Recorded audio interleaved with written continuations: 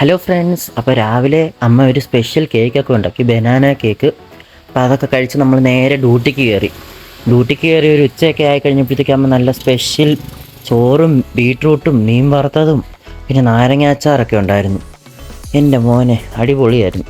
അപ്പോൾ ഇതുപോലെ work from home ഒക്കെ കിട്ടിയാൽ ഇതുപോലെ നമുക്ക് നല്ല നല്ല ഫുഡൊക്കെ അടിക്കാം. പിന്നെ ഫുഡ് അടി എന്നൊക്കെ പറയുമ്പോൾ അതൊരു വികാരമാണല്ലോ. ഫുഡൊക്കെ അടിച്ച് പിന്നെ നേരെ ഞാൻ പണിക്കിരുന്നു. പിന്നെ ഒരു 5 മണി 5:30 ആയപ്പോഴത്തേക്ക് അമ്മ ഒരു ചായയൊക്കെ ഇട്ട് തന്നു. ചായയൊക്കെ കുടിച്ച് എൻ്റെ ഡ്യൂട്ടി ഏറെക്കുറെ തീർന്നായിരുന്നു.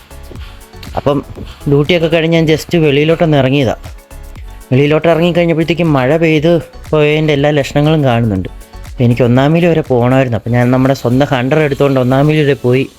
1-ാം മൈൽ വരെ പോയിട്ട് സാധനമൊക്കെ വാങ്ങി അടുത്ത മഴയ്ക്ക് മുമ്പേ വീട്ടിലോട്ട് പോകാൻ വേണ്ടിയുള്ള തയ്യാറെടുപ്പിലാണ്. അപ്പോൾ ഹെൽമെറ്റ് വെച്ചില്ലെങ്കിൽ ഫൈൻ കിട്ടും. അതുകൊണ്ട് ഹെൽമെറ്റൊക്കെ വെച്ച് നേരെ വീട്ടിലോട്ട് പോവുക.